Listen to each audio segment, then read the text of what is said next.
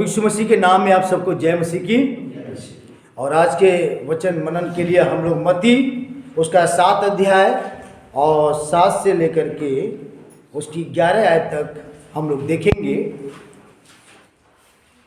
मत्ती सुसमाचार उसका 7 अध्याय 7 से लेकर के 11 तक।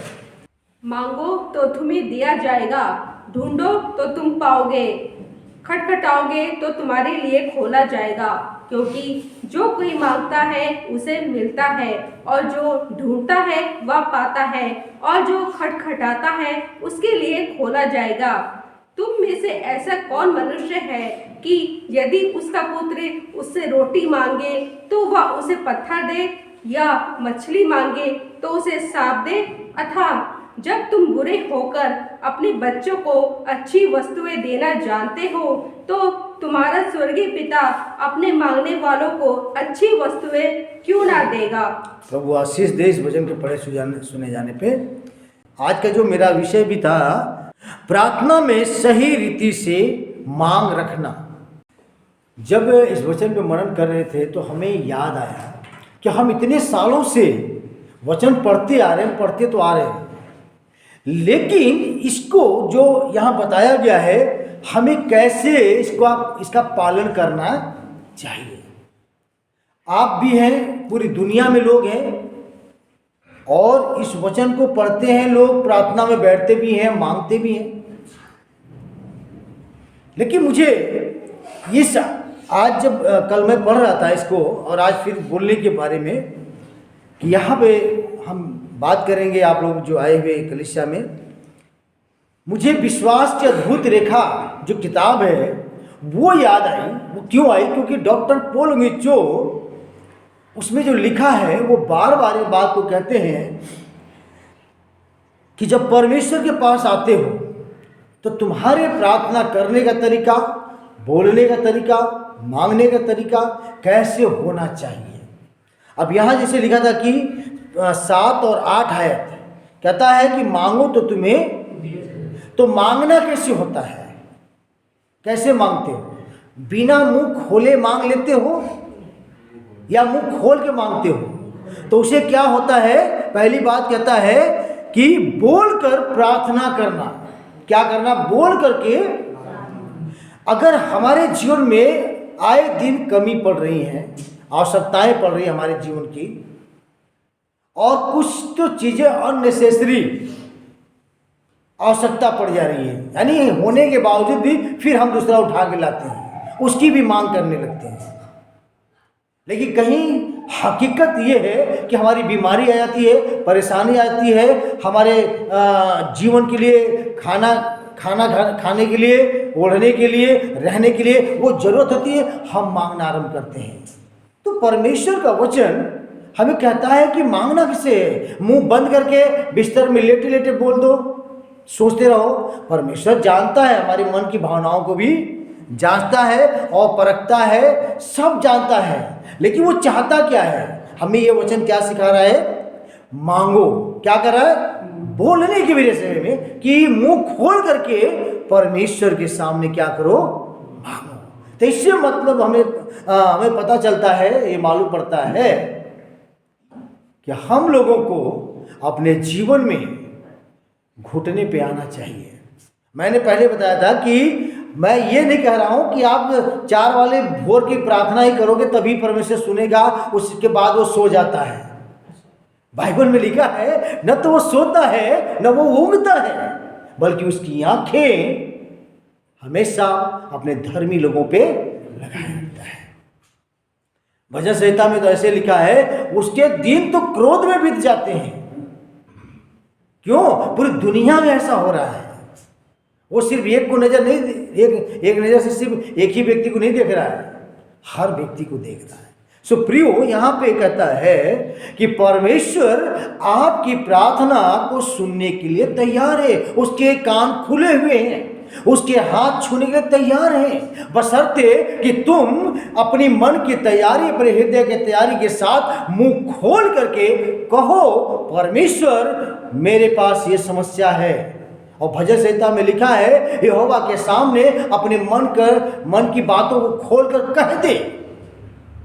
और आप उत्पत्ति पहला अध्याय में जाएंगे तो क्या कहता है, परमेश्वर ने कहा। जब तक परमेश्वर की आत्मा पानी के सतह में मंडरा रहा था ऊपर, तब तक कुछ नहीं हुआ था। जब वो बोलना शुरू किया, सब कुछ निर्माण होना सीखा। और है दूसरी बात जो तरीका है वो है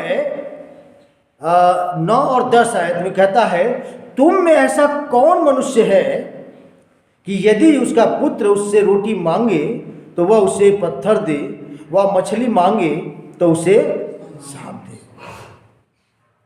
इसका मतलब है कि आपको पेन और डायरी लेकर के लिखना है कि नहीं, मुझे यही चीज चाहिए। क्या चीज चाहिए? ये चीज चाहिए। और आपकी डायरी में अगर लिखा होगा, आपके पेपर पर लिखा होगा, तो आपको हमेशा याद रहेगा, आपको हमेशा याद रहेगा। तो लिखा हुआ चीज आपको बार बार उस पर लिखी हुई चीज को देखेंगे, प्रार्थना करेंगे, देखेंगे, प्रार्थना करेंगे, हमेशा वो क्या रहेगा? याद रहेगा। इसलिए हमें क्या चीज चाहिए, कौन सी कंपनी का चाहिए, गाड़ी हो या घर का सामान हो या आपको ब्रांड कपड़ा हो, कौन सी कंपनी का चाहिए, आपको क्या करना चाहिए? लिख लीजिए। अगर नहीं याद है तो आप उसके लिए प्रार्थना करिए। हम ऐसे ही करते हैं। पिछले दिनों मैंने बताया था कि हमें भवन की ज़रूरत चाहिए। जब किराए पर रह रहे थे, किराए पर बढ़ने लगा था छोटा सा रूम, हमने एक पोस्टर बनाया, मकान का पूरा चर्च का दिखाया सिस्टर को भी, और हमने बना के उसको लगातार प्रार्थना करते रहे। और एक दिन क्या हुआ, परमेश्वर ने ये भवन को हमें दिया। हमें लगा कि प्रोजेक्टर चलाना है या लैपटॉप की ज़रूरत है, तो हमने लैपटॉप के लिए प्रार्थना करते रहे, हमने लैपटॉप के लिए प्रार्थना करते रहे। परमेश्वर हमें चाहिए। आपने देखा यहाँ पे पॉइंट था, मैंने इसलिए निकाल दिया क्योंकि थोड़ा मिस्टेक कुछ था तो निकाल दिया। मैंने कहा नए तरीके से उसे करके चिपकाऊंगा। हम उसको लिख कर क्यों करते हैं?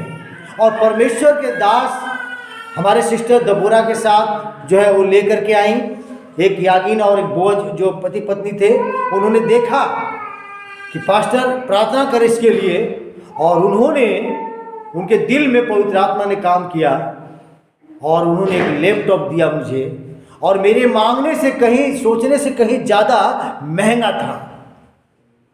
अब आप सोचिए, हम 20,000 का, 25,000 का उम्मीद कर रहे थे लैपटॉप, लेकिन वो लैपटॉप आज भी जो चलता है 80,000 का था।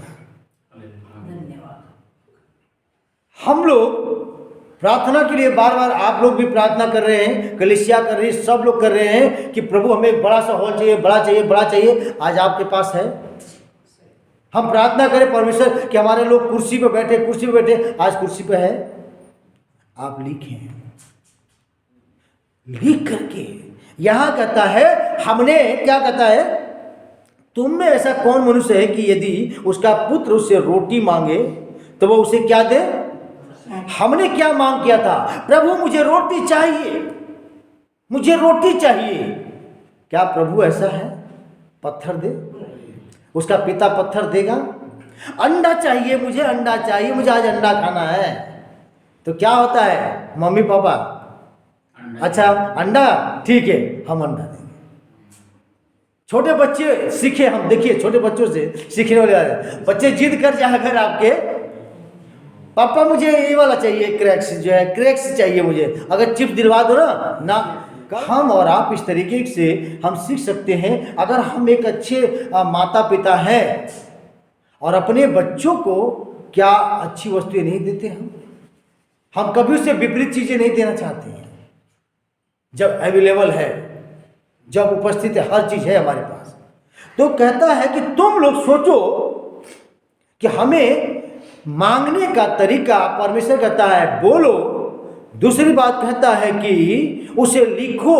लिखने का यही है कि हम भूल न जाएं और उस समय तक मांगते रहना है जब तक तुम्हें मिल न जाए।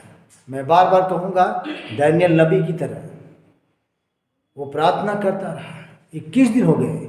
मैं बार बार कह रहा हूँ, आप ये न सोचे कि एक बार जो है हमने बोलकर छोड़ दे, परमेश्वर सुन लेता है। लेकिन एक अच्छी प्रार्थना की बात बता रहे हैं। आप जिस तरीके से वो विधवा औरत उस व्यक्ति के सामने खड़ी हो जाती थी, आप मेरा न्याय कर, मेरा न्याय कर, उसने एक दिन क्या हुआ, न्याय कर दिया।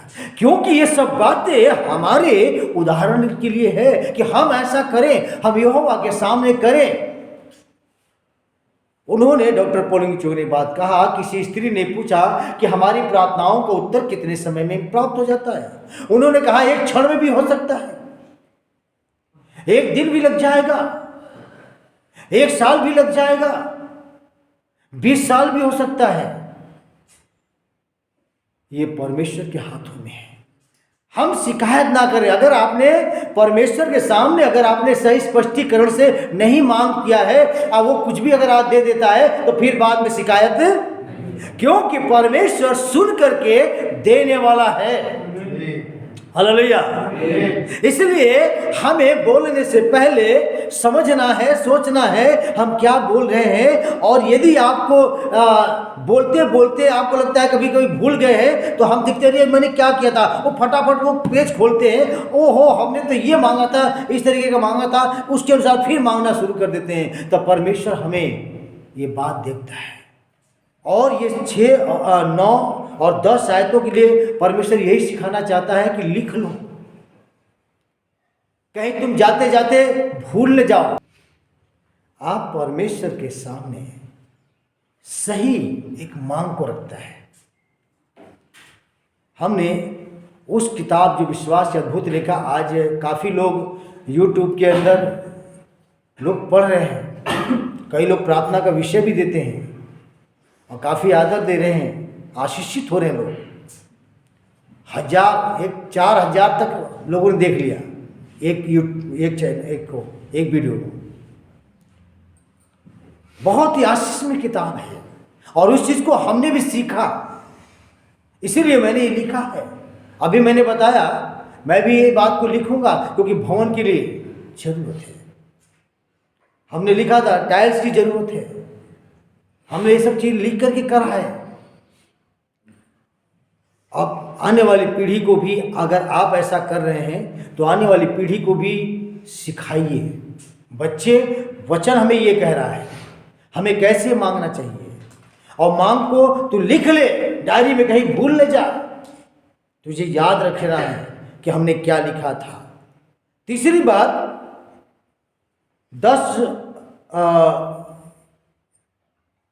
11 आयत को देखेंगे।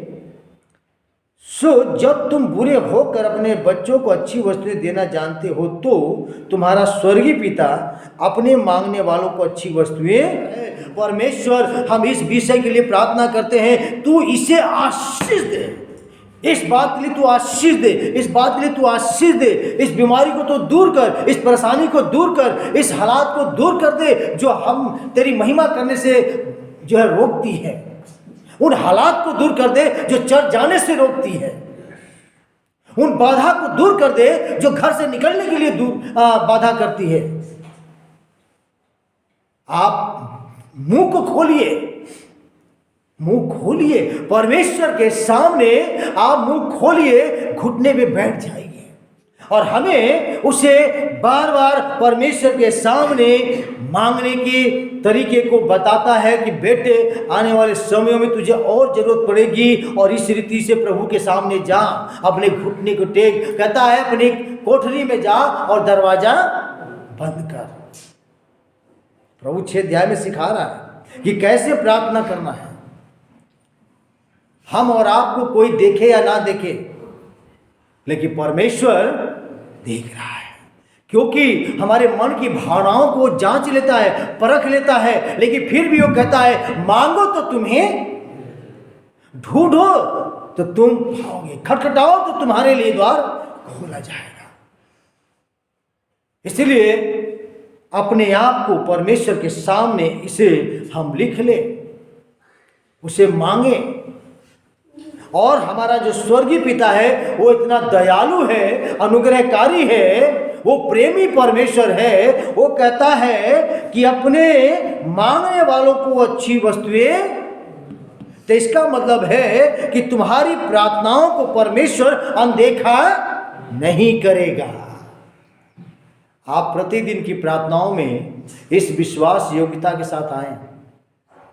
परमेश्वर कह रहा है कि तुम अपने मांगने में संदेह करते हो, अपने विश्वास रखने में डमाडोल की जिंदगी जीते हो, और तुमने अपने विषयों के लिए लिखा नहीं, तो क्या परमेश्वर तुम्हें उत्तर देगा?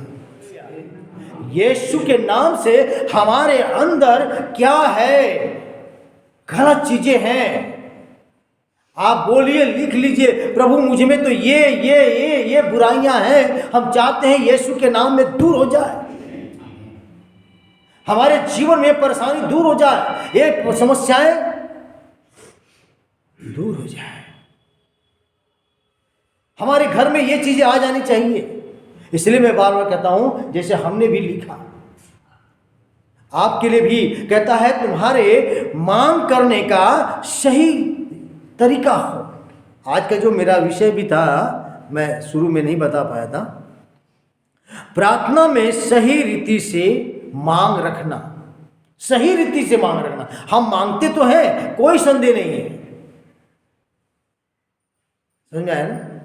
मैंने पहले बताया था, आप लोग प्रार्थना करने वाले व्यक्ति हैं, उपवास रखने वाले व्यक्ति हैं, अच्छा जीवन जीने वाले हैं, हमें कोई खराबी नजर नहीं आ रही है, लेकिन अगर मुझ में है तो वो आपको ही पता है। आपके अंदर कोई बुराई है या अच्छाई है, वो आपको मालूम है, लेकिन अगर आप बेहतर तरीके से करना चाहते हैं तो यहां वचन कह रहा है, अपनी मांग में बोलना आरंभ करिए, उसे लिख लीजिए, और तुम्हारा स्वर्गीय पिता तुम्हारी प्रार्थनाओं को अनदेखा करने वाला नहीं है। हमारे माँ बाप बहरे नहीं थे, जब भी कुछ बोला उन्होंने सुन लिया। वक्त लगा देने में, कुछ चीजें उसी क्षण मिल गई, कुछ चीजें घंटों बाद मिली, कुछ चीजें एक दिन बाद मिली, कुछ चीजें एक साल बाद मिली, पर मिली। इसलिए हम लोग भी प्रार्थना में सही रीति से मांग को रखना चाहिए परमेश्वर के सामने, और वह है बोलना, लिखना, और उसके बाद परमेश्वर तुम्हारी विनतियों को अनदेखा नहीं करेगा, उत्तर देगा। सो प्रियो, परमेश्वर इस वचन के द्वारा हम सभी को बहुत ऐसे आशीष दे। आइए हम प्रार्थना में जाएं। सामर्थी परमेश्वर प्रभु, हम धन्यवाद करते हैं जो वचन बोया गया परमेश्वर, जो सुनने वाले लोग हैं प्रभु जी, उनको तू 30, 60, 100 गुना बहुत ऐसे आशीष दे। इनके विश्वास को, उनके धैर्य को बनाए रख प्रभु, और सही रीति से प्रार्थना में मांग को रखे परमेश्वर, और विश्वास योग्यता के साथ बढ़ते जाएं लोग। प्रभु उनके जीवनों को दया अनुग्रह कर, यीशु के नाम में दुआ मांगते हैं।